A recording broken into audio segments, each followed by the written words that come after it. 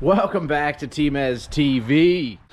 Today I kind of wanted to talk about, there's so much that goes on behind the scenes. I'm always just showing up to the track with my helmet bag, my steering wheel. I've been maintaining this 26 program for a bit now and just hadn't had the time to really talk about it. So doing a little bit of maintenance, and the postman showed up and he brought me a special delivery. So let's get into that first.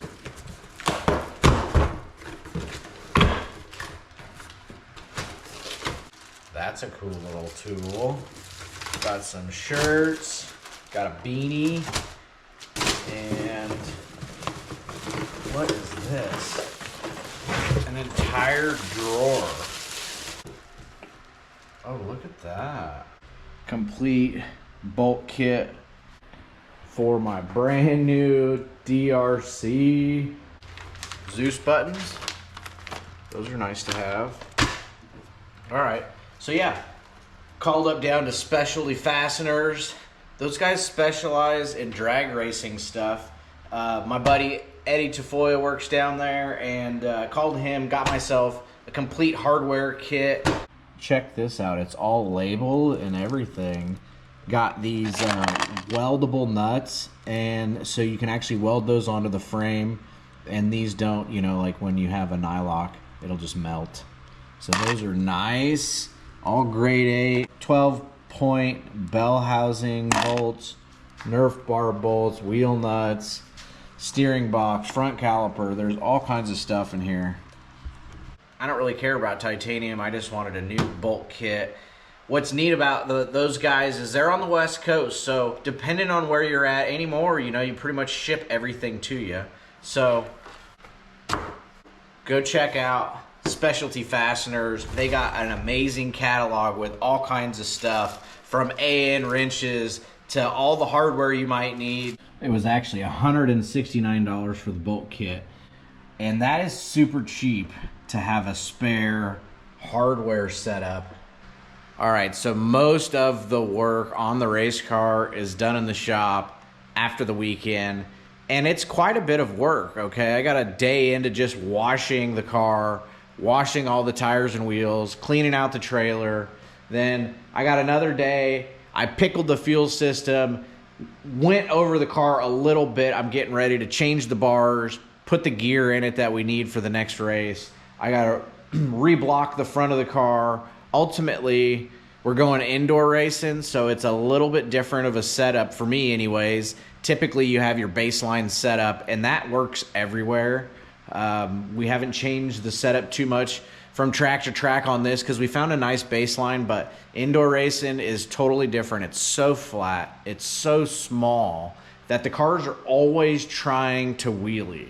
So, gonna get into some maintenance.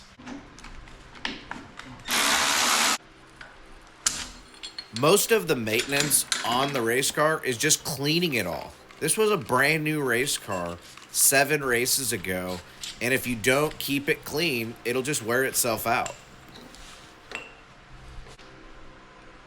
Oh yeah, still feels good.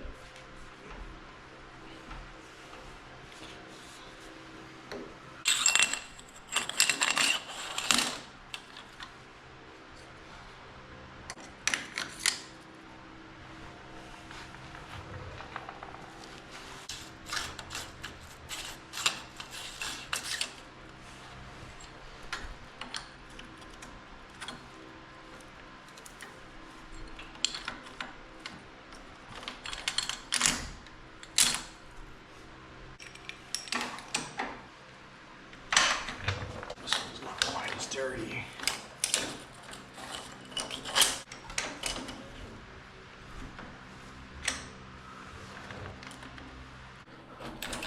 All right, so now everything's loose. The Midgets have a 2-stage spring that you can choose to run or not run. Ultimately, though, with this all the way backed off, that isn't even loaded. I have to run this up, and then that'll preload the secondary helper spring, and that helps get forward drive when the track starts to slick off, so when we start we don't ever mess with that. So Pretty much just, you can see how loose that is. You just run it up until it touches.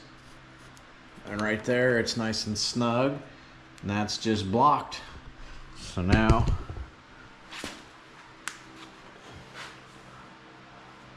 we'll snug this up. That's adjustment at the track.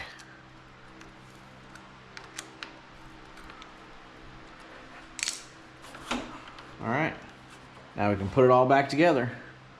Look at these tie nuts. They're 9/16. And then these are FK's new cables. You just push it, it's like an air chuck, and then it locks on there. So that's pretty slick. Couple zip ties, keep the spring all tight.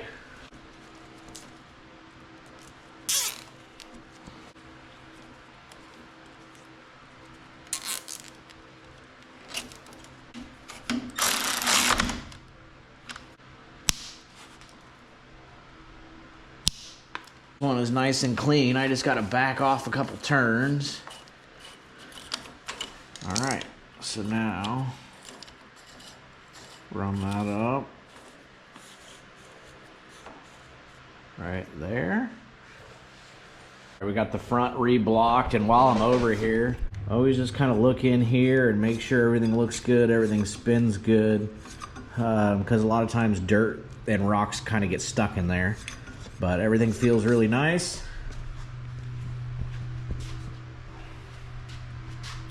I've already done the nozzles, so I cleaned all the nozzles and the fuel system. I need to pull the valve cover off and run the valves. I really need to change the oil too, but I don't have another oil change. You typically run 3 nights on the oil and then change it. I have 2 nights on it, but the motor was fresh, so I'm gonna go ahead and change it. It's kind of like a break-in oil, really.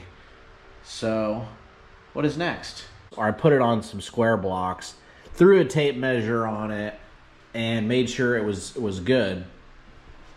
One thing I wanted to point out, I don't know if you can see that, you can just line it up this way, you know, and see if it's on one side or the other, and that gets you very centered right there alone. So, that's one way to kind of make sure your rear end's centered with your ladder. Got to keep your ladder free. This is always greasy because you grease that. The slider bolt needs to move. That's what we call this on there. So we always grease that, so it's always dirty, but because it's kind of moving around, it looks like it knocked this loose. So need to make sure that's tight.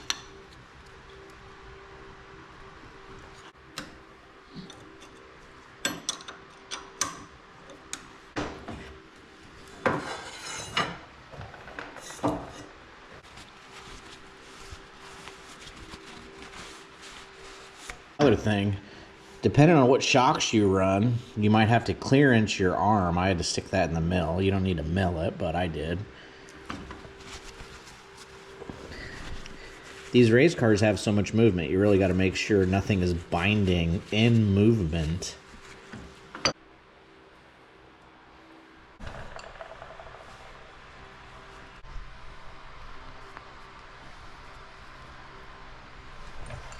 Clean it to re-grease it. It's a torsion bar, so you want to make sure you put it in the same way. So we always put the numbers out to the arm.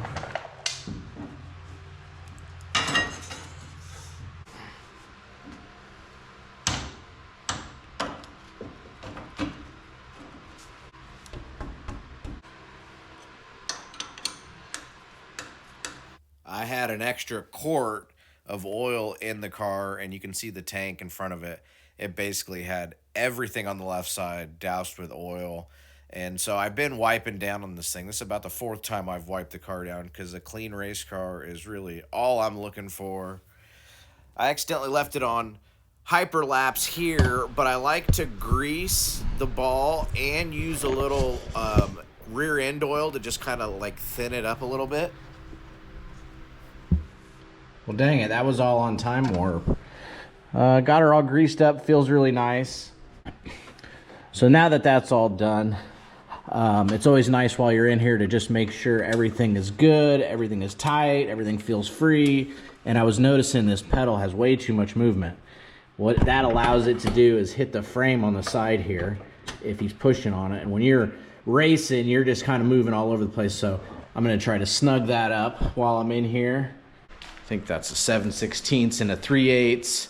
Been working on my toolbox here and getting it more organized. Organization is so much a part of racing, and I'm not the cleanest person, but I spent some time organizing my benches and putting tools away and trying to get my stuff together, because I'm hoping to get Scott interested in buying a 410 motor for the wing car.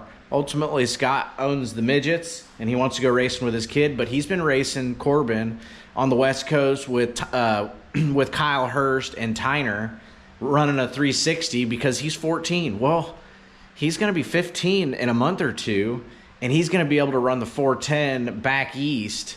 So I need to put that thing together. I've been slacking on that because I own a roller car, but I don't have a motor, and I don't really have a need to buy a motor, you know, so I've just been kind of busy editing videos and doing my YouTube channel. It's funny, all my hobbies that I used to have, I don't really have time for anymore because I'm always making videos, but it's okay.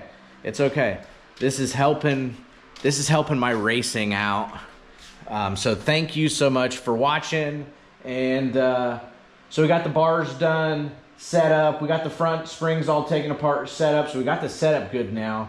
The ball is taken care of. I'm gonna go ahead and wipe everything down because that's super important. Oh, we need to change the gears. Let's change the gears.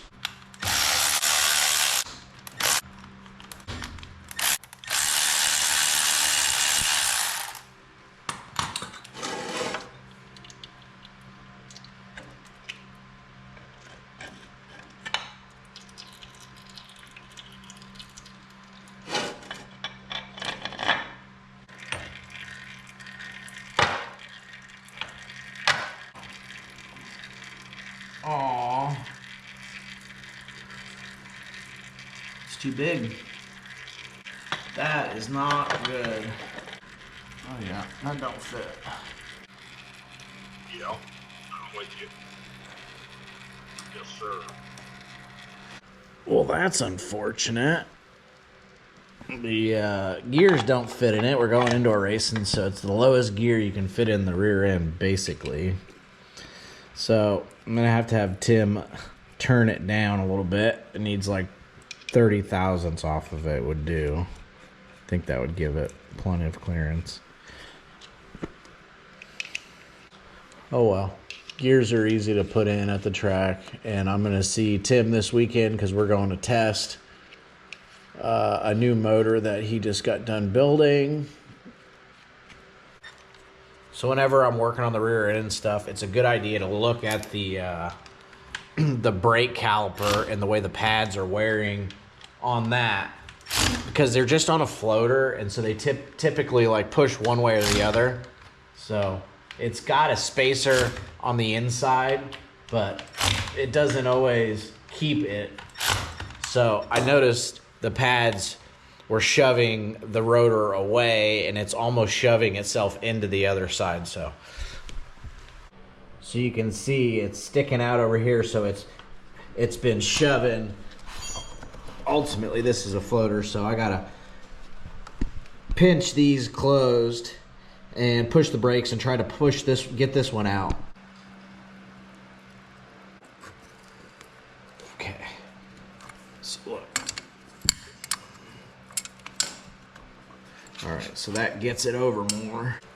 Try to hold these pads while I shove the other ones out.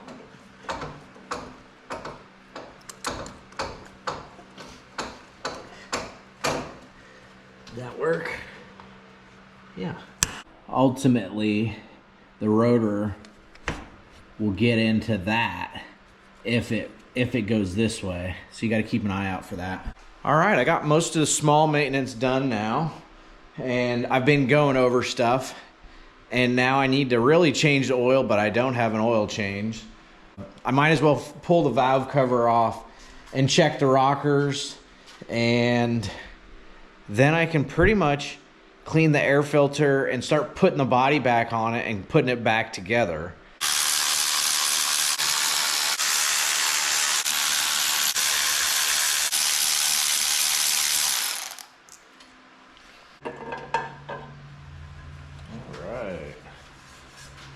So this motor is an overhead cam motor, single overhead cam, all custom race car stuff. So these are super easy to run. I got this fancy big mouth crescent wrench to turn the motor over down here.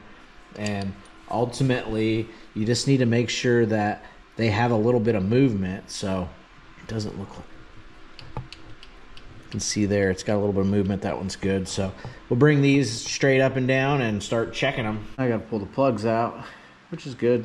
Give me an opportunity to look at them. I don't remember him telling me it ever got hot.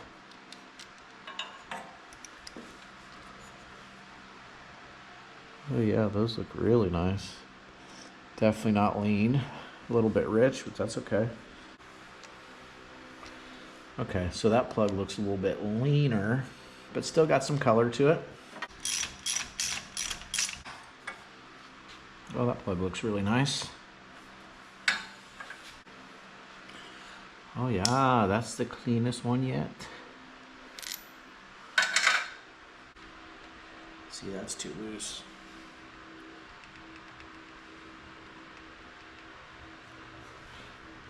See that one there? That one's a little on the snug side, but I'm okay. I'd rather have that than the other way. Because, yeah, that's too loose right there.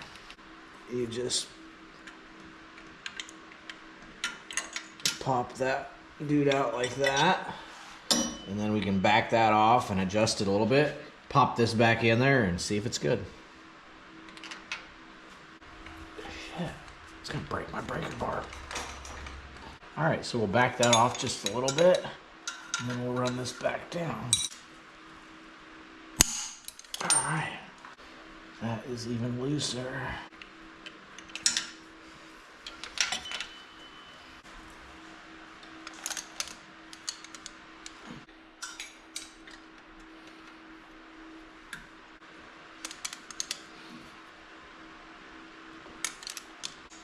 Gotta make sure you're kind of in the middle here.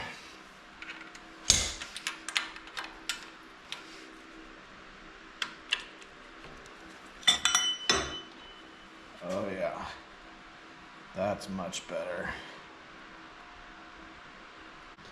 Look, they got quite a bit of maintenance on the motor. And I've already cleaned and oiled the air filter. I've cleaned the nozzles. I've cleaned the breathers. I still have to change the oil and inspect the oil filter, and I'm working on the bottom half of it. Yeah, that one's good. It's got a little bit of movement, but it's not loose. And this one here, it's a little on the snug side, but I can still move it. So we're just gonna mark these guys as done. My wrench is stuck.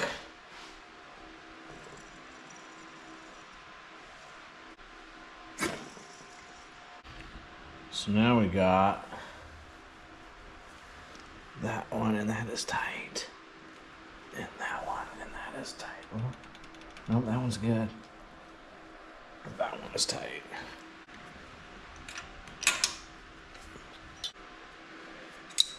Those are turning together. This is just going to be a guessing game, basically.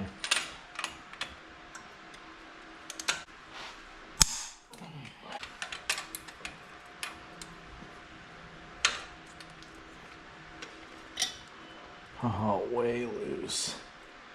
Okay, that's okay.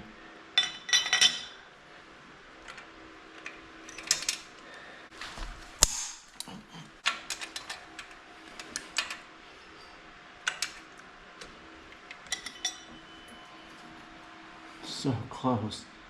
So close. but no bueno. It's all right. Next time.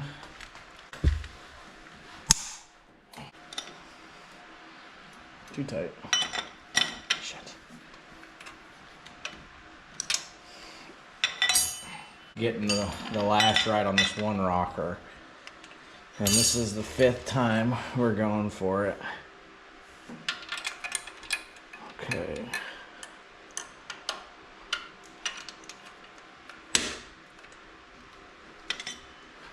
Come on. Oh, yes. Oh, thank goodness. Finally. Man, that took like an hour. And I don't need the sweater anymore. I'm warm. Whew. But that is done, and that is a major project. So now I'm down to cutting the oil filter open, changing the oil. I don't have the oil, and it's only got 2 nights on it, but it was fresh. So typically we run 3 nights on it. I was gonna change it. I'm not gonna mess with that right now until I have a filter and the oil. Get the valve cover back on this thing, and I'm getting pretty close to being done. And I could put the body back on this thing and get the air filter back on it and get this thing wrapped up and call it a day. When I broke my collarbone, I needed some sort of income. A racer's income is very seasonal because we don't really race in the winter. So brought this thing on.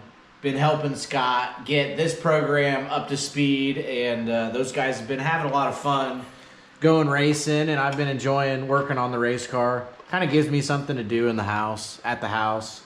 It's tough to make a living in racing unless you're one of the top guys. You know, they put out the wing guys, you know, it's all about the wing stuff because they pay more. And like the top 10 in earnings, you know, it was like, I don't know, over $500,000, and then the like 10th guy, he was like, it was like Macri or something. And you know, it looks like they're making a ton of money, but ultimately the driver only gets half of that if he's lucky. I know a lot of the teams it's 60-40, you know, driver gets 40%. I'm lucky enough to get 50% from everybody, but that cuts the top guys, you know, their earnings in half. You know, and then that's not points fun, but ultimately, you know, it costs $5,000 a night to take the car out and go race it. After, you know, doing maintenance to the motor at the end of the year, you know, you run 20 races, go get this thing rebuilt. It's $8,500, sometimes $12,000, depending on what it needs. So for that kind of money, you know, it's tough to go racing unless you have, you know, a good sponsor, you know. And if you were smart, unlike me, and you had a way to advertise for people, and you had a way to get their product out to the world like I do on YouTube, but I don't push a lot of energy in trying to get sponsors or sponsor proposals. You know, that's a whole niche in itself. And I'm busy editing videos and working on race cars and driving race cars, traveling a ton, and traveling kind of wears you out. You know, I still have a week before I leave to Australia, but I've already started packing, trying to get all my stuff organized, power supplies, and whether I'm going to bring the drone or my big zoom camera. I'm so tight on space because my carry-on bag ultimately has all my racing gear in it and my helmet. My backpack has all my studio stuff, and I don't even really have space to, you know, have a bag of chips with me. So I've been trying to organize all that so that on my 14-hour flight to Australia, you know, I have some snacks and some magazines to read. And, you know, I always have editing to do, so I spend a lot of my time. I spend 6-7 hours on the plane editing. I try to sleep You can kind of roam around on the big planes because, well, it's a lot taller on the, what is it, a 787 Boeing or whatever.